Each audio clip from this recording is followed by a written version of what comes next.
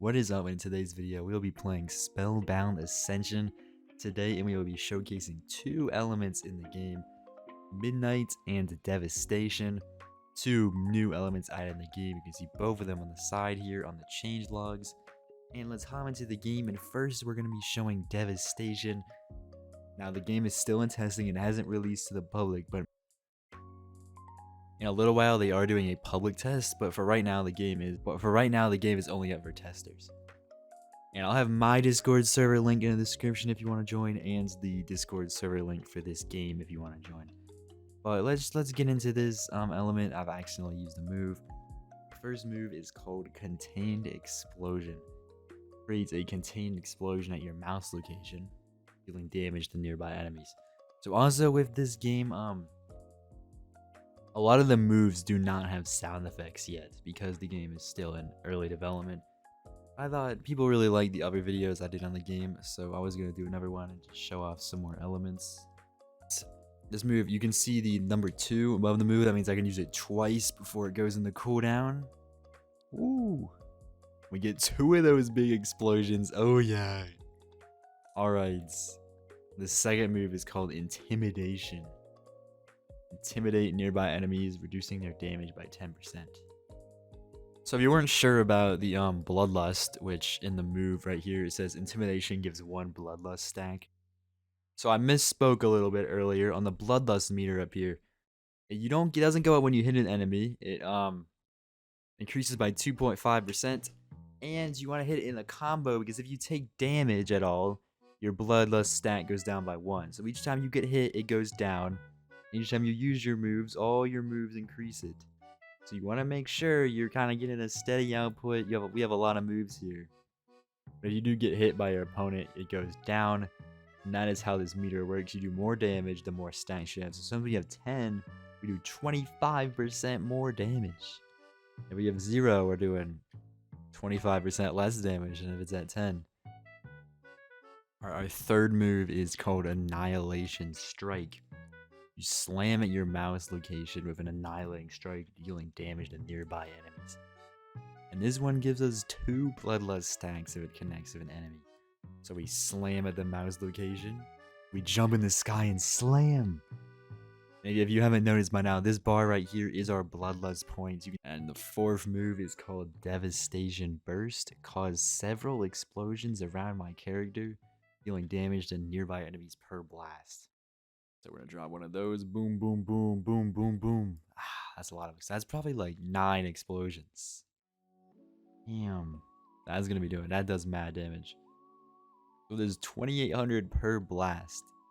So if all of them hit, 1, 2, 3. If I counted 10, if all those hit, that would do about half their health. And that it's not that big. It's a pretty big range. If all of these hit, that's like half their health. So you'd have to be really bad to get hit by all of those. But still. Alright, the fifth move is called Annihilation Grasp. It creates an annihilation orb that drags enemies and deals damage to nearby enemies. So we're going to drop this. It spawns an orb that drags everybody in. So we have somebody here. Oh, I can move it with my mouse. That's actually devious. And then it'll drag people in like a black hole. Okay. The sixth move called Annihilation Storm creates an Annihilation Storm dealing 2,300 damage rapidly to nearby enemies. This one gives 4 Bloodlust stacks. Okay, so we create a whole storm. Okay, we have a whole... Alright, so the 7th and final move of Devastation is called Oppressive Aura. So you shroud yourself in an impressive aura, dealing damage to nearby enemies. So now it's like a big storm going around me. Okay, so I figured out why it has 2 uses. It is a form and it does last as long as you have it. The second use is to turn it off. So if I use it again, it just disables the form. But I'm going to sit here for a minute. I believe the form is permanent. And I believe it does not go away as long as you enable it until you die. Alright, if you take a look at my health bar, you see 65,000 out of 50,000. Bit of a preview for what we're going to see with this element. The first move causes the stars to fall at your mouse location, dealing 1,100 damage every 0.5 seconds and for the last 5 seconds. So pretty much put that wherever my mouse is. It'll rain stars for 5 seconds.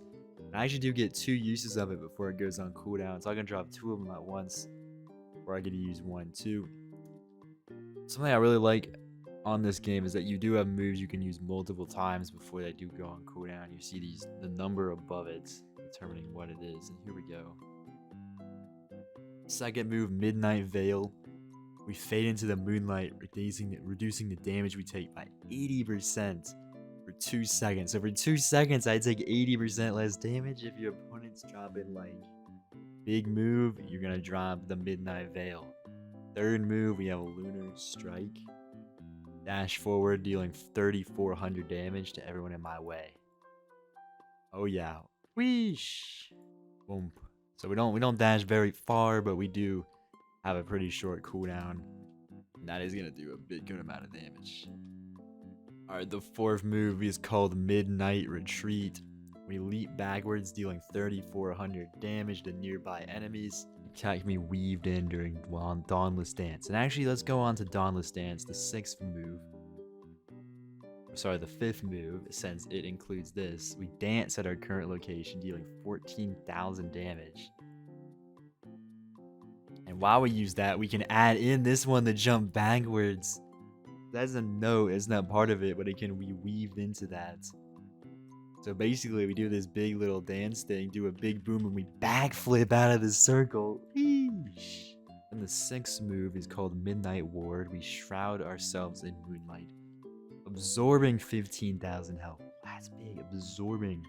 And then the final move is called Solstice. We crash moon phases at our mouse location, dealing 6,900 flat. Damage varies on the moon phase. As long as the moon phase gets more complete, the damage increases. So I'm not sure what that means.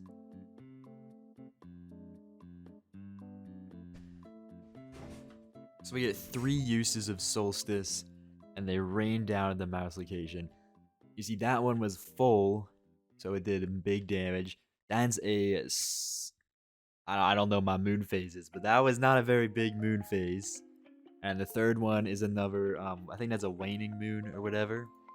But we saw it depends on the moon phase, it does more damage. If it's more complete, it's more round, it does more damage. But that's going to be that. I hope you enjoyed the video. I just wanted to showcase 2 more elements in the game, since there are a lot of elements to show. But I hope you do have a good rest of your day, and goodbye.